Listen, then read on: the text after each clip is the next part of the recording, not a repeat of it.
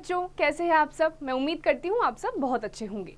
तो आज की कक्षा में हमने जो पिछली कक्षा में आधा भाग किया था उसी का बचा हुआ दूसरा भाग करेंगे।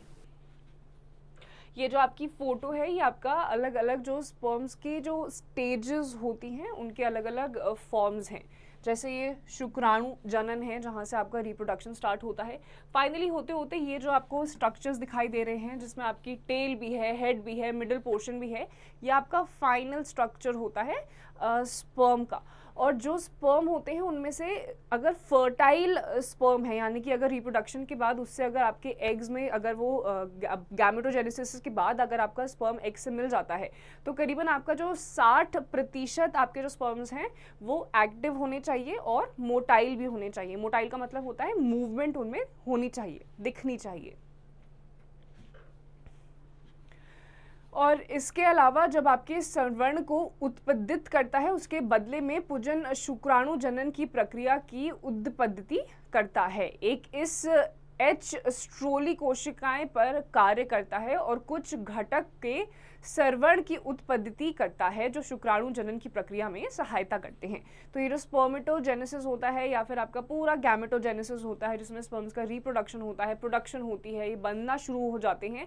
तो इसमें बहुत सारी अलग अलग सेल्स होती हैं, स्ट्रोली कोशिकाएं होती हैं आपकी, जो इस पूरी की पूरी प्रक्रिया में सहायता करती हैं, हेल्प करती हैं।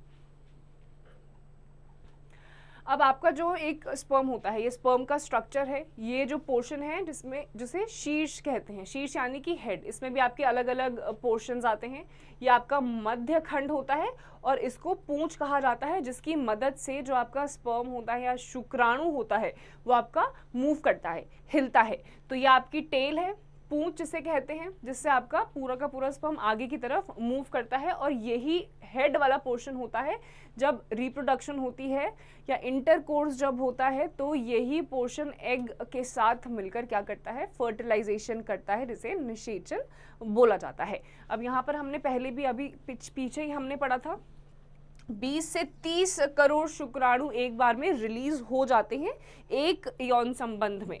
और उसके अलावा जो 60% आपका स्पर्म्स होते हैं वो एक्टिव होने चाहिए और उसके अलावा जो 40% हैं वो हमेशा मूवमेंट में रहने ही चाहिए, आपका मूव वो करते रहने चाहिए, गतिशीलता उसमें होनी चाहिए, नहीं तो वो नहीं निषेचन कर पाएंगे, ना ही ढंग से अपनी प्रक्रिया को संपन्न कर पाएंगे। अब आपका आता है शुक्र जनन नलिकाओं में मोचित शुक्राणु सहायक नलिकाओं द्वारा वाहित होते हैं। यानी कि आपके जो ये आपका जो शुक्राणु है उसका आपका क्या है, एक माइक्रोस्कोपिक व्यू है।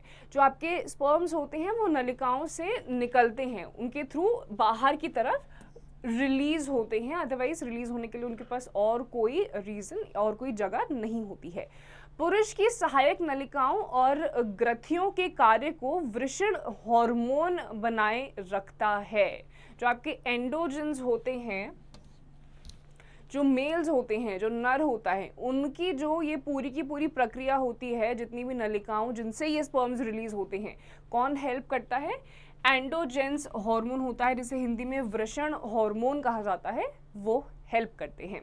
इसके अलावा ये आपका क्या है,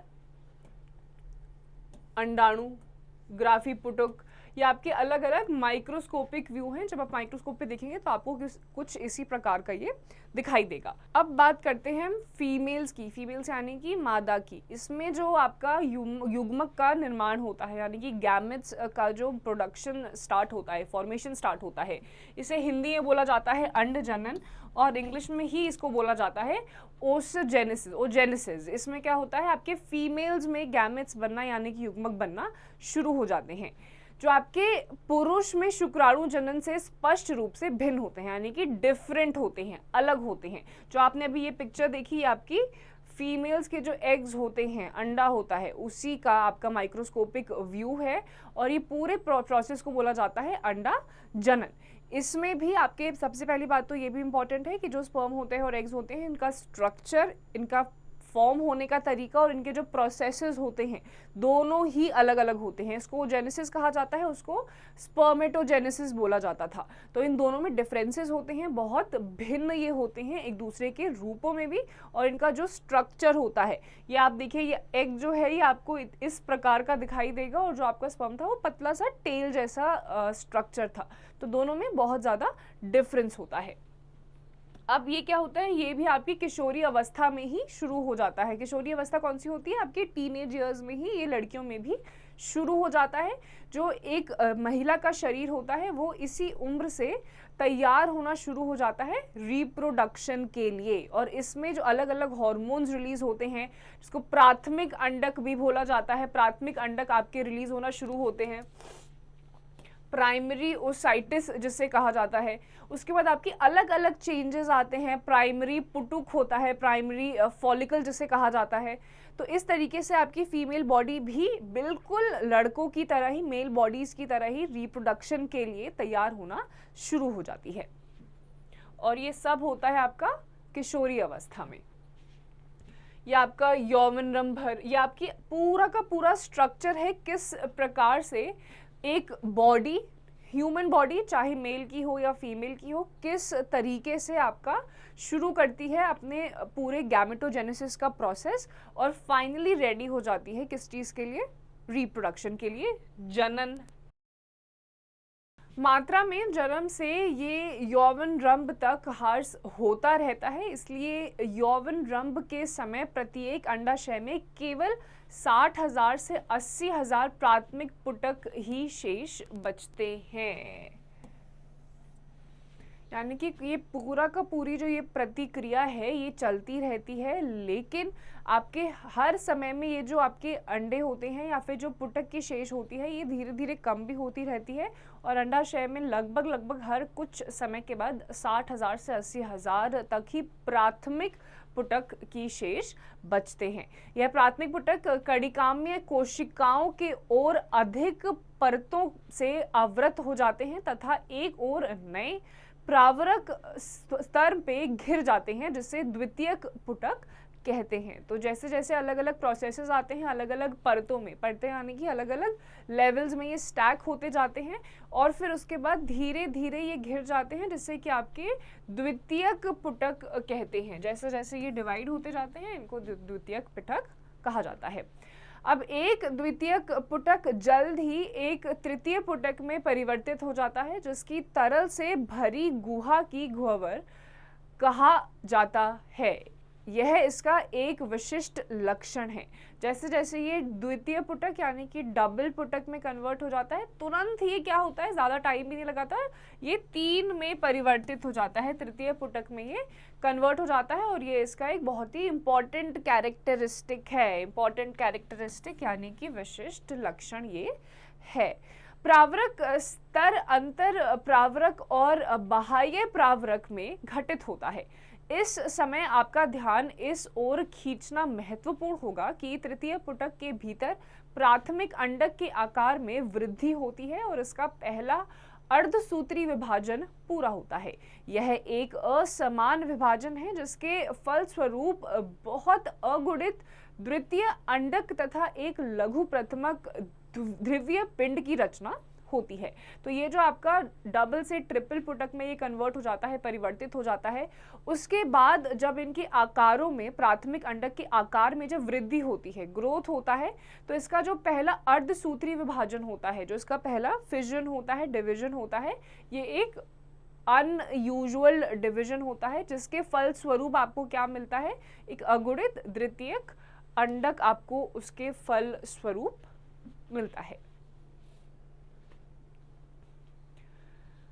द्वितीय अंडक प्राथमिक अंडक के पोषक से भरपूर कोशिका प्रद्रव्य की मात्रा को संचित रखती है। क्या आप इसके किसी लाभ के बारे में सोच सकते हैं? क्या पहले अर्धसूत्री विभाजन से उत्पन्न प्रथम द्रव्य पिंड में और अधिक विभाजन होगा, या इसमें ह्रास हो जाता है। वर्तमान में हम इसके बारे में सुनिश्चित रूप से बहुत कुछ नहीं कह सकते। तृतीय पुटक आगे चलकर परिवक्त पुटक या ग्राफी पुटक में परिवर्तित हो जाता है। द्वितीय अंडक अपने सारी ओर एक नई झिल्ली का निर्माण करते हैं जिससे पारदर्शी अंडावरण कहते हैं। अब ग्राफी पुटक फटकर द्वितीय अंडक अंडाणु की अंडाशय में मोचित करता है। इस प्रक्रिया को अंडोत्सर्ग ओव्यूलेशन कहा जाता है। क्या आप शुक्राजनन और अंडाजनन के बीच प्रमुख अंतरों को पहचान सकते हैं? यहाँ पर शुक्राजन, अब यहाँ पर आपका जो पूरा का पूरा पैराग्राफ है ये कुल मिला के आपकी सिर्फ ये बात कर रहा है कि जिस टाइम पे आपका गैमेटोजेनेसिस होता है और अंडा आपके रिलीज होना शुरू हो जाते हैं, तो हर महीने आपका एक प्रोसेस होता है जिसे क्या बोला जाता है, इसे बोला जाता है ओव्यूलेशन यानी कि अंडोत्सर्ग। जैसे ही आपका एग्स जो होते हैं ओवरीज में प्रोड्यूस होते हैं, वैसे ही वो फैलोपियन ट्यूब से होते हुए कहाँ आते हैं, आपके मेन एरिया में आते हैं। किस चीज़ के लिए? फर्टिलाइजेशन के लिए रेडी होती है आपकी पूरी की पूरी बॉडी। ये जो आपका एग्स रिलीज होता है, एग्स का फॉर्मेशन होता है, इसे ओव्यूलेशन साइकिल बोला जाता है, ओव्यूलेशन बोला जाता है। और यही आपका पूरा का पूरा प्रोसेस होता है जो आपके मेल्स में भी देखा जाता है और फीमेल्स में ये ओव्यूलेशन होता है जो आपकी फीमेल बॉडी हर महीने अपने आप को तैयार करती है जनन के लिए।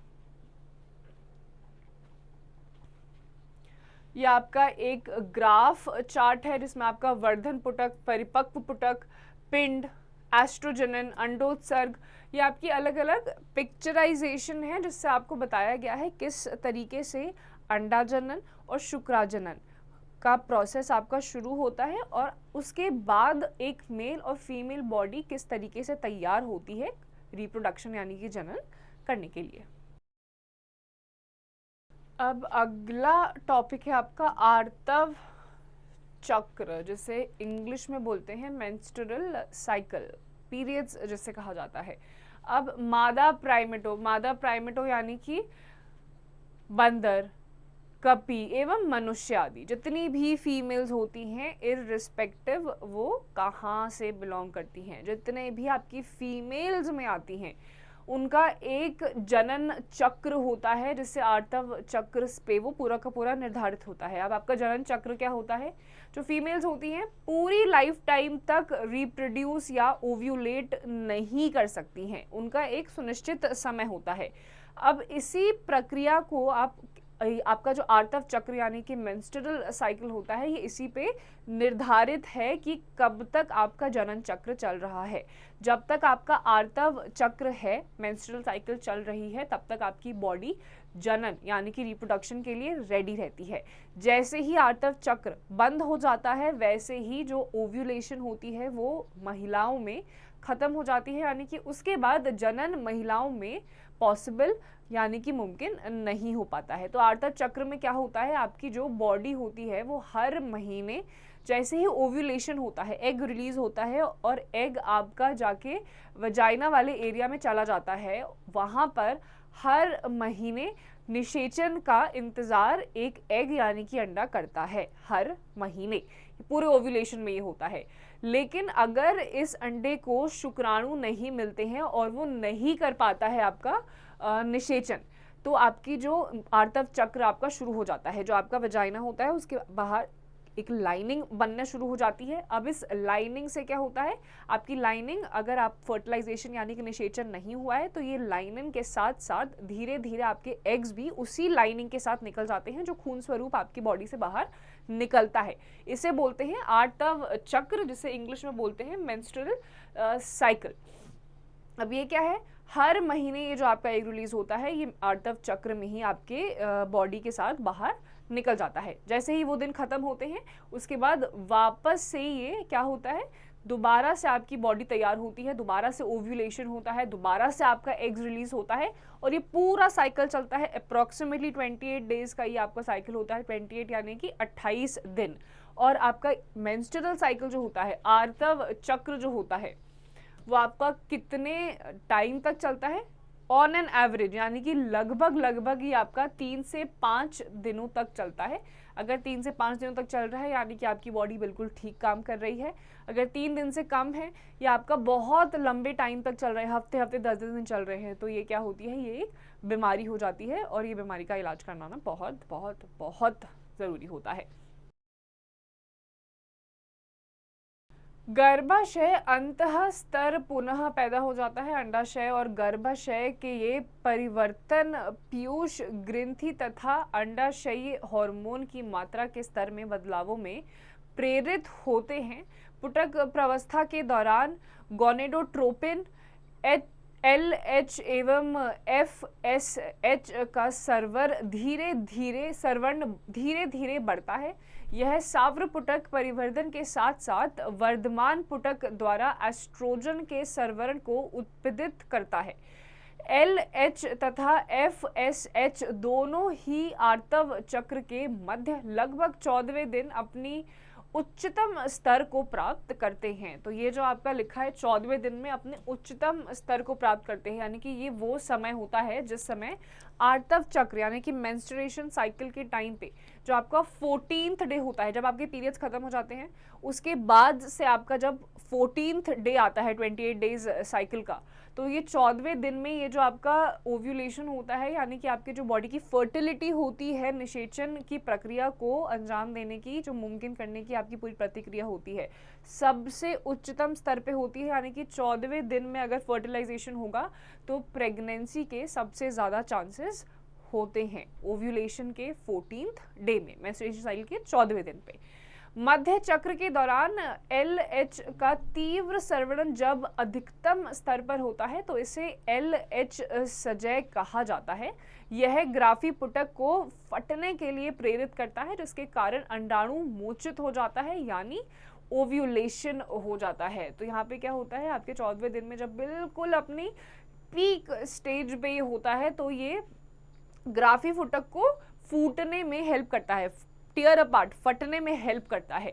और ये जैसे ही फटता है इसके परिणाम स्वरूप क्या होता है आपका ओव्यूलेशन, जिसे अंडोत्सर्ग बोला जाता है। और ओव्यूलेशन बहुत इंपॉर्टेंट होता है अगर एक फीमेल बॉडी को रिप्रोड्यूस करना है तो। जिसके दौरान ग्राफी पुटक का शेष बचा हुआ भाग पीत पिंड का रूप धारण कर लेता है। यह पीत पिंड भारी मात्रा में प्रोजेस्टेरॉन स्रावित गर्भाशय अंतस्तर निषेचन, अंडाणु के अंतरीपण तथा सगर्भता की अन्य घटनाओं के लिए आवश्यक है। तो इसके बाद क्या होता है, जैसे ही आपका फट जाता है उसके बाद आपका प्रोजेस्टेरॉन रिलीज होता है। प्रोजेस्टेरॉन जैसे ही भारी मात्रा में रिलीज होता है तो ये आपकी अलग अलग जो फैक्टर्स होते हैं बॉडी में उसके लिए बहुत ज़्यादा इम्पॉर्टेंट हो जाता है, बहुत ज़्यादा अनिवार्य हो जाता है। जब निषेचन नहीं होता है तो पीत पिंड में ह्रास होता है और यह अंत स्तर का विखंडन करता है, जिससे कि फिर से रजी धर्म का नया चक्र शुरू हो जाता है, यानी माहवारी पुनः होती है। स्त्री में यह आर्तव चक्र 50 वर्ष की आयु लगभग बंद हो जाता है। इस स्थिति को मेनोपॉज और हिंदी में रजोनिवृत्त कहा जाता है। अब ये जो आपका पूरा साइकिल होता है, अगर निषेचन नहीं होता है तो निषेचन नहीं होने के केस में क्या होता है, आपका रक्त के साथ वो जो अंडा होता है वो बाहर निकल आता है। जैसे ही ये पीरियड्स आपके 3 से 5 दिन जो लगते हैं, कभी कभी किसी किसी के केसेस में 1 हफ्ता भी लग जाता है, खत्म होने के बाद वापस से ये पूरी साइकिल आपकी दोबारा से शुरू होती है, जो 28 दिन की आपकी साइकिल होती है। ये एक नॉर्मल हेल्दी ह्यूमन बीइंग में होता है अगर आपका स्वास्थ्य बिल्कुल ठीक है। अगर 28 दिन की साइकिल आपकी नहीं है, 3 से 5 दिन आपको नहीं हो रहे हैं, तो ये आपकी यानी आपकी बॉडी ढंग से फंक्शन नहीं कर रही है। अब स्त्रियों में जो लड़कियां होती हैं उसमें लगभग क्या देखा जाता है, 50 साल तक, लगभग 50 वर्ष की आयु तक आपका ये पूरा का पूरा जो आर्तव चक्र है, मेंस्ट्रुएशन साइकिल है, वो जारी रहती है, कंटिन्यूड रहती है। और जब ये खत्म हो जाती है तो उस प्रोसेस को रजोनिवृत्ति कहा जाता है और इंग्लिश में इसी प्रोसेस को कहा जाता है मेनोपॉज। मेनोपॉज यानी कि आर्तव चक्र खत्म हो चुका है, अब फीमेल बॉडी प्रेग्नेंट नहीं हो सकती, यानी कि निषेचन नहीं कर सकती, क्योंकि आपका ओव्यूलेशन नहीं होगा। अगला टॉपिक है आपका निषेचन एवं अंतरोर्पण यानी कि फर्टिलाइजेशन एंड इम्प्लांटेशन। अब इन केसेस में क्या होता है, आपका फर्टिलाइजेशन होता किस प्रक्रिया से है, यानी कि निषेचन होता कब है? जब आपके जो स्पर्म्स होते हैं, यानी कि जो आपके शुक्राणु होते हैं, जब आपकी तेजी से तैरते हुए जब वो गर्भाशय यानी कि यूटरस तक पहुंचते हैं और वहां पर जैसे ही प्रवेश करते हैं, और प्रवेश करने के बाद जो आपकी अंडावाहिनी नली होती है उसके पथ से होते हुए, तुम्बिका से होते हुए फाइनली आपके कहाँ पहुंचते हैं, संधि स्थल तक पहुंचते हैं। संधि स्थल तक जब वो पहुंच जाते हैं और दोनों साथ साथ यानी कि शुक्राणु और आपका जो अंडे होते हैं, जब दोनों मिल जाते हैं, दोनों तेज करिए, साथ साथ आपके उस रीजन तक पहुंचते हैं जिसे इंग्लिश में एम्पिलरी रीजन भी कहा जाता है। निषेचन तभी हो सकता है, उसके अलावा नहीं हो पाएगा। अगर वो साथ साथ उसी जगह पर, उसी स्थिति में अगर पहुंचेंगे तो ही आपका निषेचन मुमकिन हो पाता है, पॉसिबल हो पाता है, अदरवाइज वो नहीं हो पाएगा। ये देखिए, ये जो आपकी फोटो है ये आपके अंडाणु है और आपका ये क्या है, ये आपके शुक्राणु है। ये मिलते हैं आपस में, ये जो स्पर्म होता है ये एग के अंदर एंटर कर जाता है। फिर ये दोनों जब आपके एम्पुलरी रीजन में यानी कि उस रीजन पे पहुंचते हैं जहां पर निषेचन पॉसिबल हो पाता है, उसके बाद ही आपका निषेचन शुरू होता है, निषेचन की प्रक्रिया आपकी शुरू हो जाती है। शुक्राणु के साथ एक अंडाणु के संलयन की प्रक्रिया को निषेचन कहते हैं। और ये जैसे ही मिल जाते हैं, उस स्थिति तक पहुंच जाते हैं, फिर आपका क्या होता है, फर्टिलाइजेशन, जिसे हिंदी में बोला जाता है निषेचन। निषेचन के दौरान एक शुक्राणु अंडाणु के पारदर्शी अंडावरण स्तर के संपर्क में आता है और अतिरिक्त शुक्राणुओं के प्रवेश को रोकने हेतु उसके उक्त स्तर में बदलाव प्रेरित करता है। तो ये आपने जो फोटो है, ये एग एक ही है, लेकिन जो स्पर्म्स होते हैं वो करोड़ों, मिलियंस की तादाद में अंदर एंटर करते हैं, लेकिन सिर्फ एक ही एग के साथ कांटेक्ट में आ पाता है। बाकी सारे जो एक फीमेल का इम्यून सिस्टम होता है वो उसको किल कर देता है। यानी कि एक अंडाणु में सिर्फ एक ही जो स्पर्म यानी कि शुक्राणु होता है वो एंटर कर पाता है, इररिस्पेक्टिव कि मिलियंस, बिलियंस, करोड़ों की तादाद में स्पर्म जो होते हैं वो एक बार में एंटर करते हैं एक फीमेल बॉडी में यानी कि अंडाशय में। अग्रपिंडक का सर्वण शुक्राणु की पारदर्शी अंडावरण के माध्यम से अंडाणु के कोशिका द्रव तथा प्लाज्मा भित्ति में प्रवेश करने में मदद करता है। यह द्वितीय अंडक के अर्धसूत्री विभाजन को प्रेरित करता है। तो जो प्लाज्मा मेम्ब्रेन होती है, एग की प्लाज्मा मेम्ब्रेन होती है, ये आपके एग्स में, अंडाणु में एंटर करने में हेल्प करती है और उसके बाद जो आपका अर्धसूत्री विभाजन होता है उसको भी प्रेरित करती है, यानी कि इसकी वजह से वो होता है। दूसरा अर्धसूत्री विभाजन भी असमान होता है और इसके फलस्वरूप द्वितीय श्रव्य पिंड, सेकेंडरी पोलर बॉडी की रचना होती है और एक अगुणित अंडाणु बनता है। शीघ्र ही शुक्राणु का अंडाणु के अगुणित केंद्रक के साथ संलयन होता है, जिससे कि द्विगुणित युग्मनज जायगोट की रचना होती है। एक युग्मनज में कितने गुणसूत्र होंगे?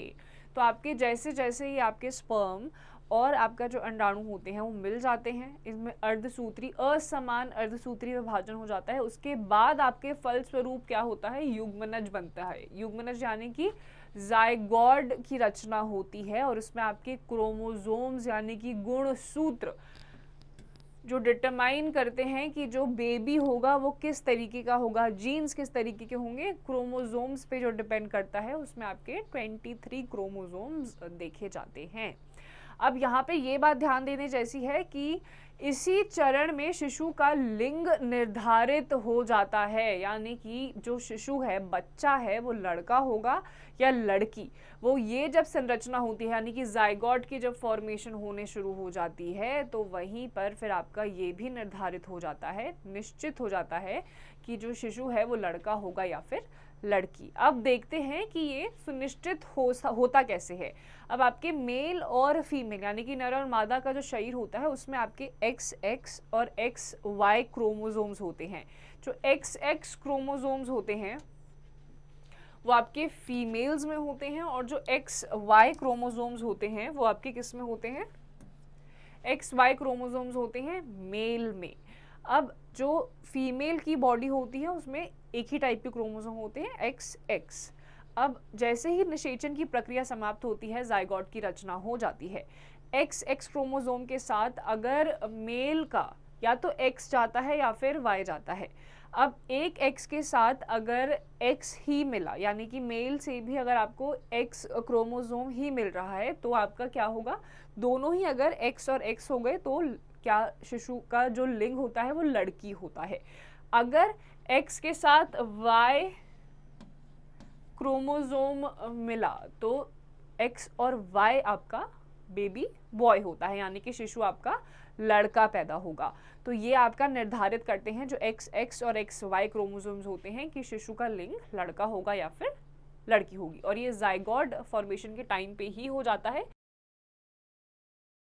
ये देखिए XX या XY, X या Y लिंग गुणसूत्र वाले जो शुक्राणु होते हैं उनसे आपका क्या बनता है, लड़का। X और Y से आपका बनता है लड़का, और अगर आपका XX होता है तो आपकी बनती है लड़की।